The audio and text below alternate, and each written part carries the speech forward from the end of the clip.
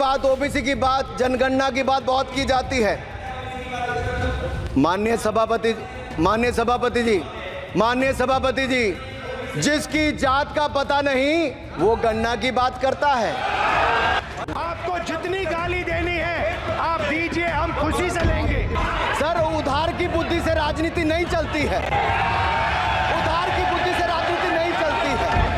मगर मैं अनुराग ठाकुर जी से कोई माफी नहीं चाहता हूं, मुझे कोई माफी की जरूरत नहीं है। मैं लड़ाई लड़ रहा हूं, जितनी आपको गाली देनी है मैं आपसे कभी माफी नहीं मांगूंगा, मुझे आपकी माफी नहीं चाहिए। सभापति महोदय, इनसे ये पूछना चाहता हूं, आपने जाति कैसे पूछ ली है बताइए बस। आप जाति कैसे पूछ सकते हैं? आप बताएं, जाति कैसे पूछ सकते हैं? आप पूछ के दिखाओ जाति तुम। आप जाति कैसे पूछोगे तुम? कैसे पूछोगे जाति? नहीं, जाति नहीं पूछ सकते। अस्सलाम वालेकुम नाजरीन, कैसे हैं आप सारे लोग। तो मेरा नाम है दुआ फातिमा और मेरे चैनल में आप सबका खैर मकदम है। तो दोस्तों, आज वीडियो में क्या होने वाला है, क्या क्या चीज़ें आपको देखने को मिलेंगी, ये सब कुछ जानने के लिए आपको वीडियो को लास्ट तक देखना पड़ेगा। तो चलिए दोस्तों, वीडियो को शुरू करते हैं। वीडियो में लास्ट तक बने रहिएगा। ट्वीट कराया गया था कि अग्निवीर से अच्छी कोई योजना नहीं है, इनको हम नौकरी दे देंगे, हम अपने यहाँ रख लेंगे। और शायद सरकार में बैठे लोगों को ये बात याद होगी, क्योंकि सरकार खुद स्वीकार करती है स्कीम ठीक नहीं है, तभी वो अपनी अपनी सरकारों से कह रहे हैं कि अग्निवीर वाले जो लौट करके आएंगे उन्हें कोटा दीजिए, आप नौकरी दीजिए। पुलिस में भर्ती करेंगे।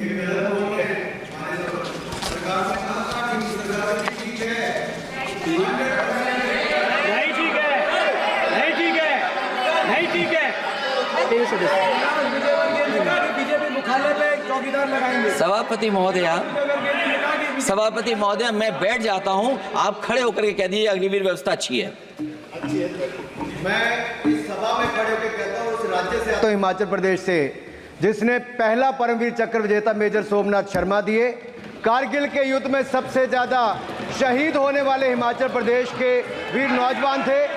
4 परमवीर चक्र विजेता हुए, उसमें से 2 कैप्टन विक्रम बत्रा और सूबेदार संजय कुमार हिमाचल प्रदेश से हुए। और मैं कहता हूं, जी हां, जो लंबे समय से मांग थी 1 रैंक 1 पेंशन की किसी सरकार ने पूरी नहीं की, वो नरेंद्र मोदी जी की सरकार ने यहां पर पूरी की है। और मैं एक बात और कहता हूं, अखिलेश यादव जी सुन ले, अग्निवीर में 100% एम्प्लॉयमेंट की गारंटी है और रहेगी। माननीय सदा साहब अपनी बात। सभापति महोदय, जो मैंने बहुत छोटा सवाल पूछा था, मैं दूसरी बात कहता हूं। अगर ये जो बात आप कह रहे हो, तो आपको जरूरत क्यों पड़ रही कि आपको उत्तर प्रदेश में और प्रदेशों में कोटा देना पड़ रहा है 10%? सभापति महोदय,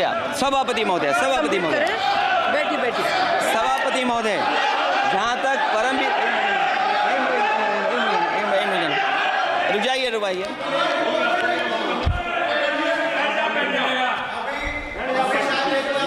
अरे सुनिए दो।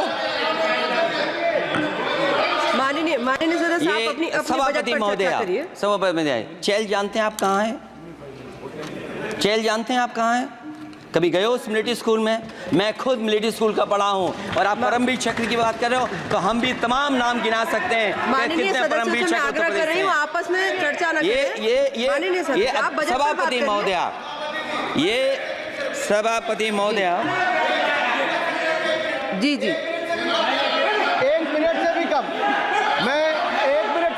मैं आपके सामने कहना चाहता हूं, ये तो केवल मिलिट्री स्कूल गए हैं। मैं आज भी टेरिटोरियल आर्मी के 124 रेजिमेंट में कैप्टन के रैंक पे अपनी सेवाएं दे रहा हूं। अखिलेश जी, केवल ज्ञान मत बांटिए। राहुल गांधी जी के साथ बैठकर अब वहां बुलाने का झूठ बोलने की आपको आदत पड़ गई। प्लीज बैठिए, प्लीज।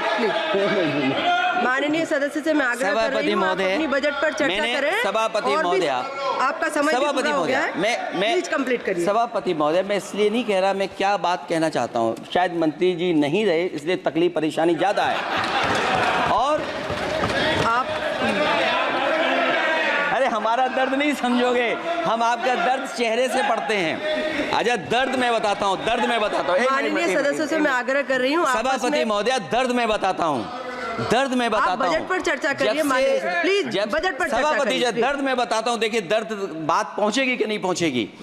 सभापति महोदया, उत्तर प्रदेश से जब से हारे हैं तब से कोई नमस्कार नहीं कर रहा है। तकलीफ वो है आपको। कंप्लीट करिए। वो वीडियो हमने देखा है कि कोई किसी को नमस्कार नहीं कर रहा है, कोई किसी को देख नहीं रहा है। चलिए, धन्यवाद माननीय। और जो अपने आप को बहुत ताकतवर कहते थे, बहुत ताकतवर कहते थे आप अपने आप को, जिसने हराया उसको नहीं ये हटा पा रहे हैं। अब बात समझ में नहीं आई ना? लखनऊ में भी सरकार आपकी है, दिल्ली में भी सरकार आपकी है।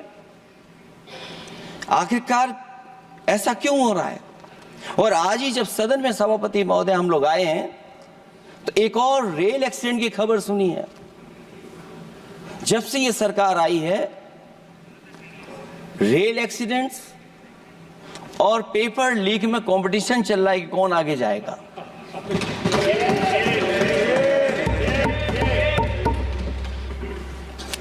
मैं तो अखबारों में पढ़ता था सभापति महोदय कि तोड़ फोड़ करके ये सरकार बनाते हैं। अभी एक सदस्य पिछली बार वो तोड़ फोड़ कर करके शायरी भी बनाने लगे हैं। जो प्रोजेक्ट और जिस प्रोजेक्ट के लिए प्रधानमंत्री जी एयरफोर्स का सबसे बड़ा हवाई जहाज हरकुलिस विमान लेकर के आए थे और वो सड़क पर उतरे थे, वो एक्सप्रेस वे पर उतरे थे। मैं समझता हूं सभापति महोदया, यहां जितने माननीय सदस्य हैं सबने देखा होगा और सबने निर्देश के अनुसार उस पर ट्वीट भी किया होगा। वो जो एक्सप्रेस वे अगर किसी ने बनाया था सभापति महोदय, जो डिजाइन, टेक्नोलॉजी का पार्ट, अलाइनमेंट, वो समाजवादियों की देन थी, वो आपकी देन नहीं थी।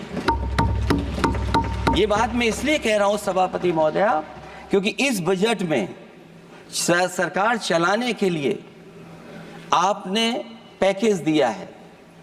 हमें कोई नाराजगी नहीं है पैकेज देने की, आप पैकेज और दीजिए।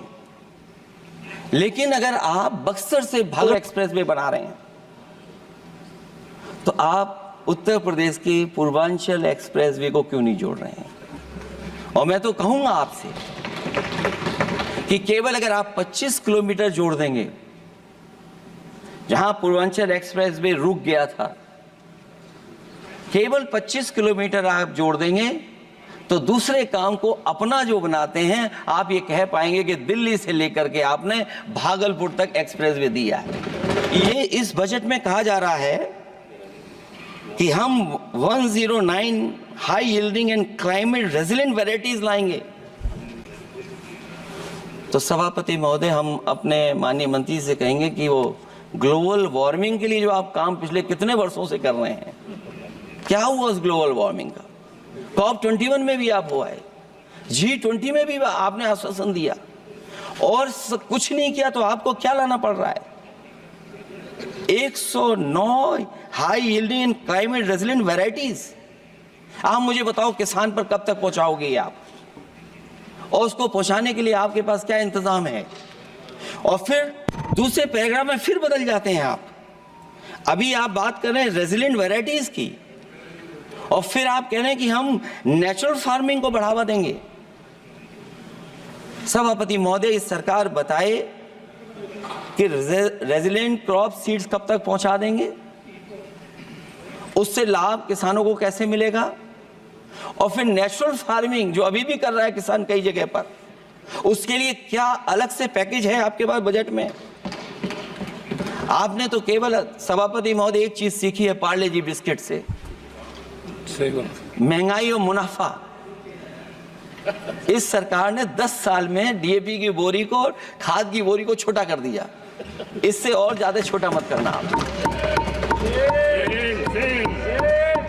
और आपने डीएपी, जब किसान डीएपी लेने गया तो सरकार ने कहा कि बिना नैनो यूरिया के आप नहीं मिलेगा आपको। मैं सरकार से जानना चाहता हूं कि नैनो यूरिया से क्या लाभ पहुंचा है किसानों को, ये बताइए। रोड कांग्रेस कहती है, जो डॉक्यूमेंट कहता है वो ये कहता है कि मीडियन सड़क का 12 मीटर से लेकर के 14 मीटर होना चाहिए। आप जाकर के देख के आइए, जो पूर्वांचल वाला बना है उसका मीडियन कितना है। क्या भविष्य में आपने चलने वालों की सेफ्टी के साथ खिलवाड़ की है कि नहीं की है, ये आपको विचार करना पड़ेगा। जिस समय लद्दाख और चीन को लेकर के सवाल उठा था सभापति महोदय, उस समय पॉलिटिकल पार्टी से सुझाव मांगे गए थे और सुझाव ये मांगे गए थे कि आप क्या सुझाव देना चाहते हैं।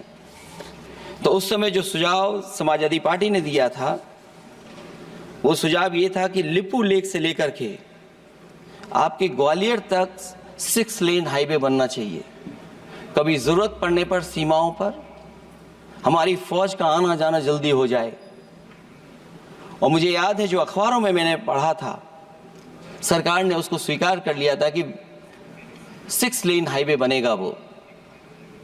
लेकिन जब टेंडर की बात आई तो सुनने में आया कि वो 4 लेन बनने जा रहा है।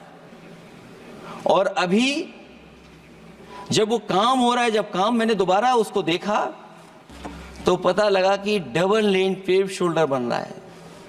सोचिए कहाँ 6 लेन बनाने की बात थी, आप डबल लेन पेव शोल्डर बना रहे हैं। और पता नहीं कौन उस हाईवे को डिजाइन किसने किया है डिजाइन, कि जितने भी कस्बे उसके आसपास पड़ रहे हैं, कस्बे वाले अब नाला कहां से बनाएं, घर ऊंचा करें कि सड़क को तोड़ें। बहुत सारे कस्बों को वो समस्या के संकट में डाल दिया है सरकार ने। तो फ्रेंड्स, ये थी आज की वीडियो। आपको आज की वीडियो कैसी लगी बताइएगा और हमारे चैनल को लाइक शेयर सब्सक्राइब करिएगा। मिलते हैं आपसे नेक्स्ट वीडियो में, तब तक के लिए बाय बाय।